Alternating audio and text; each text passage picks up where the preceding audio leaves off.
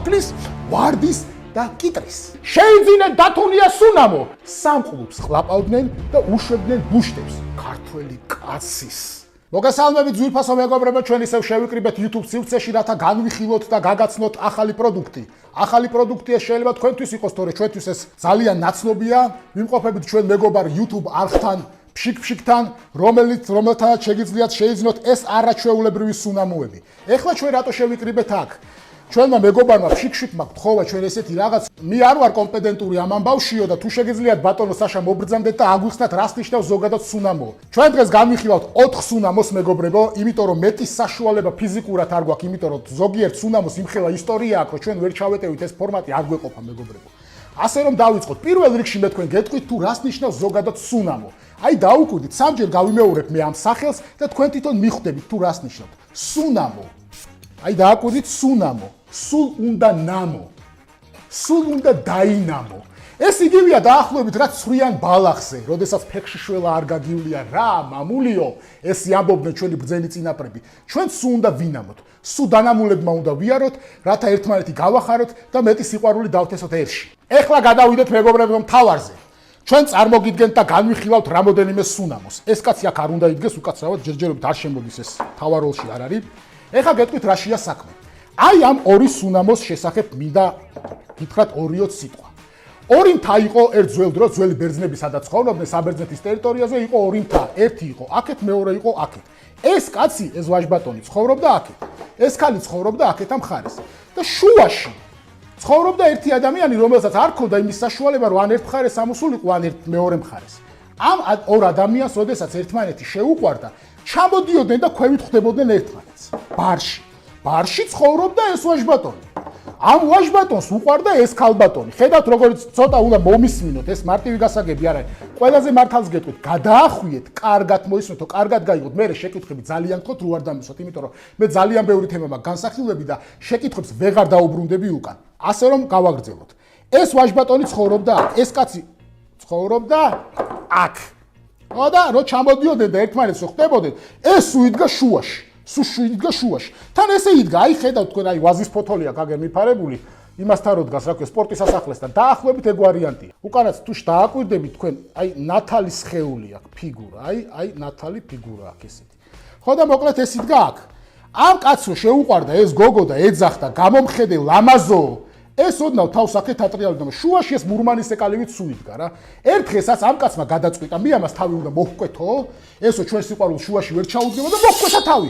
იმიტომ არა აქ ამას თავს აყვრთო, ესეთი თავი ქონდა თავიდან ამასაც.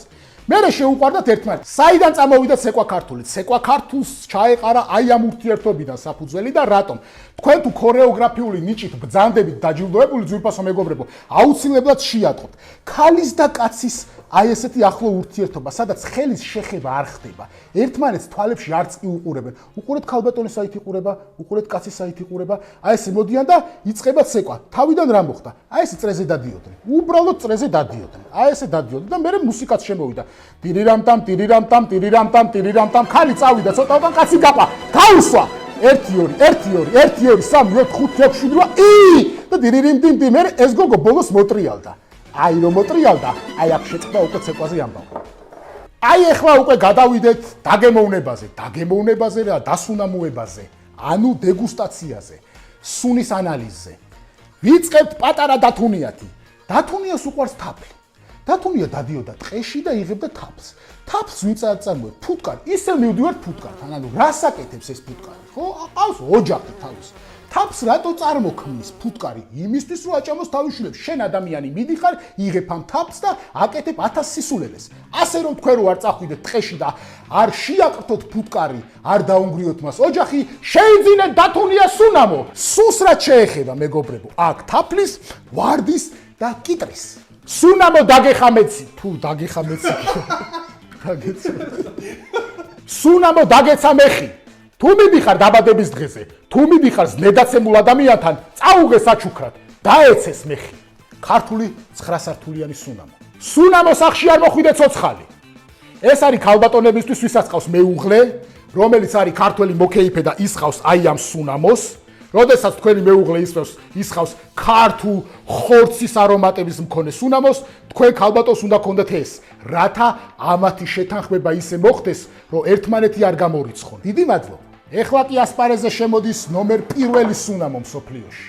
ნომერ პირველი სუნი და ნომერ პირველი გემო. და რატო გემო ეხლა ამასაც აგიხსნით? ეს სუნამო კონკრეტულად შეიქმნა საფრანგეთში და რა იყო ამის მიზეზი?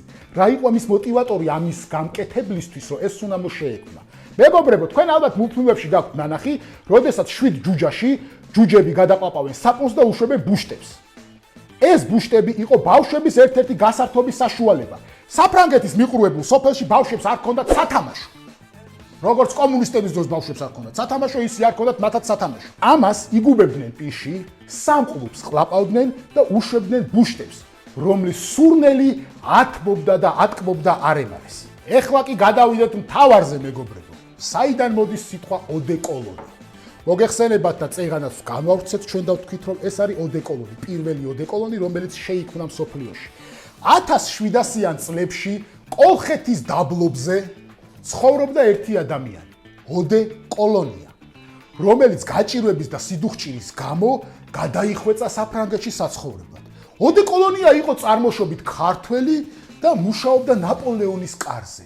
რითი უნდა მოეხიბლა ნაპოლეონი თუ არა განსაკუთრებული სუნებით და მან შექმნა ოდეკოლონი. ნაპოლეონს კი ეგონა, რომ ამას რაღაც მდინარის სახელი ერქვა, მაგრამ არა, იყო მისი სახელი და მისი გვარი. მე მეგრელ გამომწერებს მივმართავ, გთხოვთ გადაამოწმოთ თქვენი წარმომავლობა და მიხვალთ ამ კაცამდე, ოდეკოლონია. ჩვენ გვაქვს ესეთი კოლაბორაცია. ვაკეთებთ ახალ პროექტს, ახალ სტარტაპს, ძალიან დიდი თხოვნა მექნება ჩვენ ფულიან მეგობრებთან, სხვადასხვა კომპანიებთან, რათა დაგვასპონსორონ და ჩვენ ამ იდეას ჩაუყაროთ საფუძველი. რაშია მოკლედ მეგობრებო საქმე? აგიხსნით ესე, ჩვენ ყველას მოგვეხსენება ზაფხულში, სიცხეში, უბედურებაში, ღვარცობში და ჩვენ გვიწევს საზოგადოებრივი ტრანსპორტით მოძრაობა, მეგობრებო. ხო და რაშია საქმე? როდესაც ავდივართ, ამოვიღებთ ჯიბიდან ბარად, ზოგი ავტობუს გაეკიდება ოფლიანია, მოგეხსენება ზაფხულია, სიცხეა, ზოგს თავისი პრობლემა აქვს და ამიტომ გამოყოფს ამდენ სითხეს ორგანიზმიდან და ჩვენ ვაკეთებთ ესეთ რამეს, მეგობრებო. როდესაც მიხვალთ და ბარად დაადებთ ავტობუსის აი ამ აპარატს, საიდანაც კლუნ-კლუნ რო იძახის და ჩამოგეჭრათ ლარი, ამ ლართან ერთად თქვენ ჩამოგეჭრებათ 40 თეთრი, მეგობრებო, და შეუშვერთ ესე ხელს, დაგასხავს სუნამოს ერთხარის. შეგიძლია ესეთი რაღაცა მართალია ეს სუნამოა, არ არის ამისი, გაიგე კონკრეტულად, მაგრამ შეგიძლია ესექნა, გადაიხდი კიდიათ თეთრს. მეორე ხელსაც უშვერ. უკვე ესე აკეთებ. ანუ ესე დგომა იმის გამო ავტობუსში, რომ თქვენ რაღაც არასასიამოვნო სუნს გამოცემთ, აღარ დაგჭირდებათ. დაისხავთ და გაშლით ხელებს, ხელს მოკიდებთ მაღლა და ვერავინ ვერაფერს ვეღარ გეტყვით. მოგეხსენებათ, ქართველები კარგი მოკეიფე და პურის მჭამელი ხალხი ვართ, მეგობრებო, და რა არის ისეთი ქართველობა და რა არის ისეთი პურის მჭამელობა თუ არა სუნამო. თუ არა ის ორგანული სუნი, რაც ამ სუფრას და კულტურას თან ახლავს. მეგობრებო, ჩვენ გვიყვარს ხორცი, გვიყვარს ხორცი. ამისთვის შესაბამისად შეიქმნა სუნამო. ხარისთავა. ხარისთავა ვიღაცა შეიძლება ეგონოს მცენარე, მაგრამ თქვენ ცდებით, მეგობრებო, როდესაც ამ სუნამოს დაისხამთ, თქვენ აგივათ ელფერი და ალმური ქართული ხორცის, ქართველი ბუღის, ქართველი კაცის, ქალებზე მონადირე კაცის. თუ ხარ კაცი, უნდა იყო ბუღა, ნუღა. ეხლა ვიხსაუბროთ ზოგად საკაცობრიო თემებზე, მეგობრებო, და განვიხილოთ სუნამოები, ადამიანის რანგის, ოჯახური მდგომარეობის, ფინანსური მდგომარეობის და სოფლმხედველობის შესახებ. პირველი სუნამო. ეს გახლავთ დაოჯახებული მამაკაცების სუნამო. თქვენ ალბათ შეატყობთ, გადახედავდით აქაურობას, რომ ეს სავსეა, ესეც სავსეა. ხო? რატომ არის ეს цаრიელი? ცოტა გვაქვს აქ, იმიტომ რომ ცოლიანი მამაკაცები უფრო ბევრნი ვართ ქვეყანაზე, ვიდრე დასაოჯახებლები. დაოჯახებული კაცის სუნამო, წელში გაწყვეტილი კაცის სუნამო, წაქცეული კაცის სუნამო. ეს გამოიყენება იმ შემთხვევაში, როდესაც ყავთ მეუღლე და შვილები, ანუ ოჯახსთან შერკინებული. მე პირადად ამას ვისხავ, მეგობრებო, და ძალიან კმაყოფილი ვარ. ყმაწვილ კაცობის სუნამო, ოქროს ხანა ადამიანის ცხოვრებაში. თქვენ თუ კარგად დააკვირდებით ამ სუნამოს, აი ეს ადგილები არის ძალიან კარგად გამოკვეთილი. ნავარჯიშები კაცის ადგილები არის, აი ეს ნავარჯიშები. წელშიც არც ისე მოწყვეტილი არ არის ეს ახალგაზრდა და შესაბამისად ეს უნდა დაისხან უცოლო მამაკაცებმა, ყმაწვილ კაცობის მამაკაცებმა. ქალბატონების სუნამო. ადამიანი, რომელიც ეცადა, ყავდა შეყვარებული 4-5, მაგრამ ვერ დაადგა საშველი თავის ბედს და თავის დაოჯახებას. არის ესე თავისთვის ეულად და მარტო. ეს არის დასაოჯახებელი ქალბატონების კი არა და სახტად დარჩენილი ადამიანების სუნამო. მეფეების სუნამო. ოღონდ ეს არ არის კონკრეტულად ზუსტად მეფეებზე, ეს არის ინტელიგენტი ადამიანების სუნამო. ეს არის თავის თავში დარწმუნებული ადამიანების სუნამო. და შესაბამისად, აი აქ ესე ტილიტილი და ზარსაც რეკავს ეს. რო დაისხავ, ეს შვება და ზარს რეკავს. დიდებული.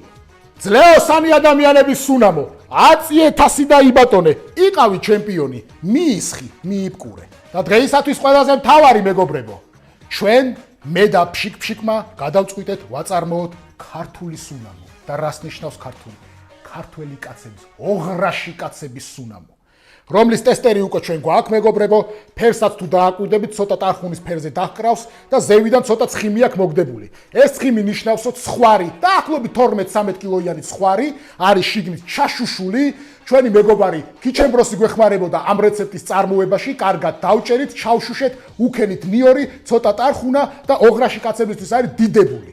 და რა მთავარი ფუნქცია აქვს ოღრაში კაცების სუნამოს მეგობრებო? თქვენ თუ სასმელი გამოგელიათ სუფრასთან, თან გშიათ, თან გწყურიათ, ვაწვეთებთ 3 წვეთს არახში და ვსვავთ. ვიგებთ გემოს ტარხუნისას, ვიგებთ გემოს ნივრისას და აში. გინდა ხაშისაც გვაქვს. ჩააწვეთე, დალიე და იბატონე. ამით დაგლოცავთ თქვენ და ყველაზე მთავარს გეტყვით. გამოიწერეთ მეგობრებო კოლორიტი, გამოიწერეთ ჩვენი მეგობარი ფშიკ-ფშიკი და ჩვენ ბევრ საინტერესო სიახლეს შემოგთავაზეთ. დიდი მადლობა, ამით თქვენ გაგიმარჯოთ, დალოცვილი და ბედნიერი იყავით. წაკრავს, ხო იც კარგად მოაქვს ხვრის გემი. კარგად.